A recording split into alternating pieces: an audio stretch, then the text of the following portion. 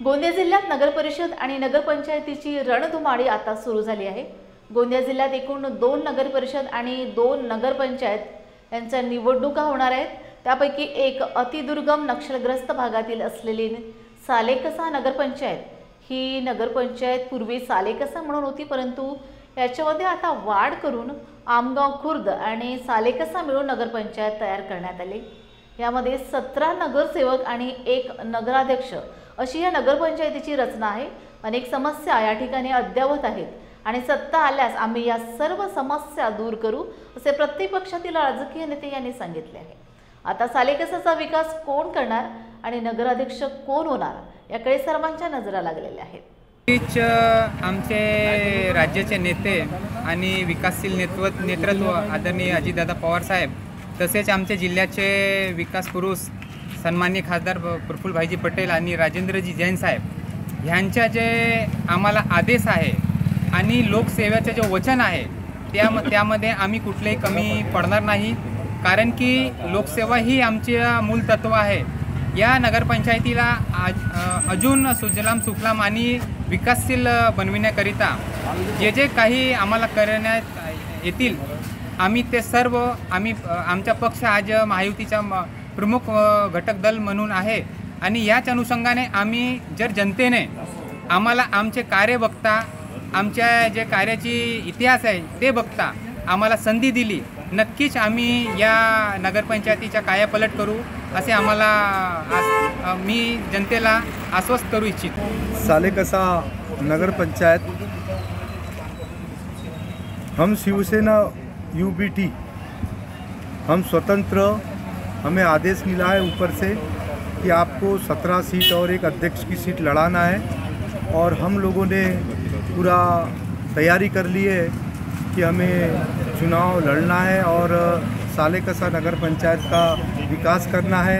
सालेकसा नगर पंचायत में कई प्रकार की समस्या है, उस समस्या का समाधान होना चाहिए, इसलिए हम लोग अपने पक्ष की ओर से अध्यक्ष का भी चुनाव लड़ा रहे और सभी 17 के 17 पार्षद चुनाव में खड़े कर रहे। हे ठरवणारे पक्षश्रेष्ठी आहेत, त्या विषयात मी काही बोलू शकत नाही।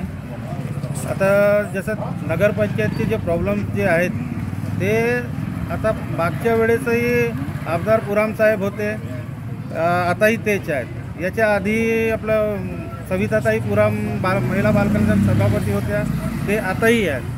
पण तरीही नगरपंचायतच्या जे अंगणवाड्या आहेत, शाळा आहेत, एवढी हालत खराब आहे त्याची का म्हणजे पूर्ण तालुक्यामध्ये अशी अवस्था कोणत्याच शाळेची नाही, एवढी खराब अवस्था आहे। कुठल्या शाळेमध्ये तर ते शौचालय नाही आहे, ग्राउंड नाही आहे, वॉल कंपाऊंड नाही आहे, अशी कंडिशन आहे।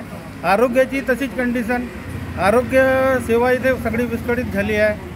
मग शेतीचे एवढं नुकसान झाले तर आता पंचनामे करून राहिले, अर्धे पंचनामे झाले नाही। सरसकटची मागणी आहे आमची, ते सरसकट दिल्या पाहिजे।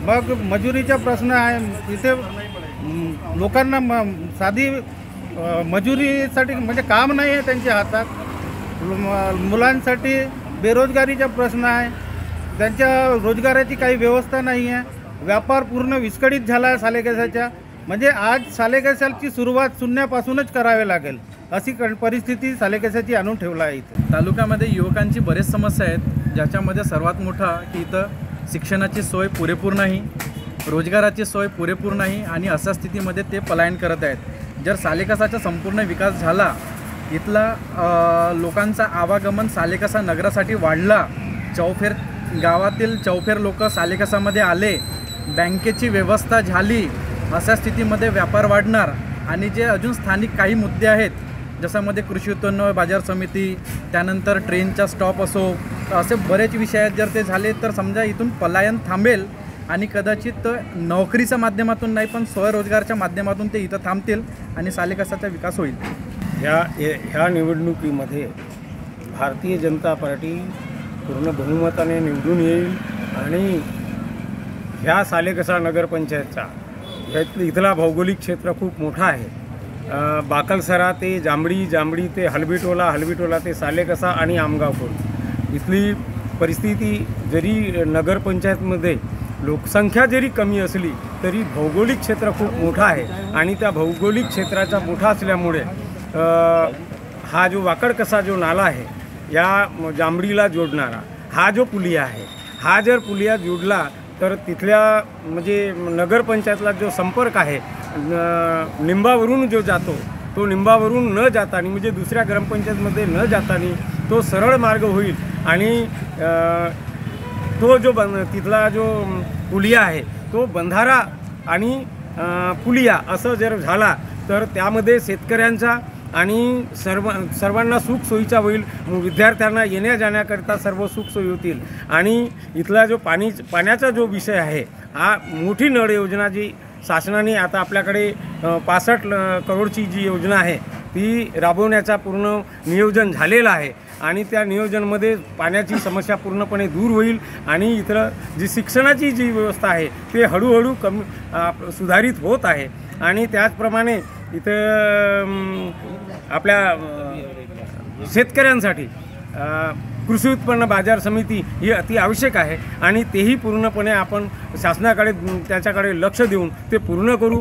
बसस्टॉपचा विषय असो, कोणताही विषय असो किंवा इथला विकासाचा विषय असो ते आम्ही पूर्णपणे करू, कारण की आम्हाला पूर्णपणे 5 वर्ष विकासासाठी मिळाले नाही, कारण की 2 वर्ष कोरोना काळामध्ये गेल्या असल्यामुळे त्यावेळेस निधीचा अभाव झाला आणि त्यामुळे जे काही रखडलेले कामं आहेत ते पूर्ण झाले नाहीत. परंतु आता महाराष्ट्रामध्ये भारतीय जनता पार्टीची संयुक्त सरकार आहे आणि केंद्रामध्ये पण सरकार आहे. आम्हाला इथं जर सरकार मिळाली नगरपंचायतची तर आम्ही विकासाला मागे राहणार नाही आणि लोकांचे कामं पूर्णपणे करू ही मी ग्वाही देतो.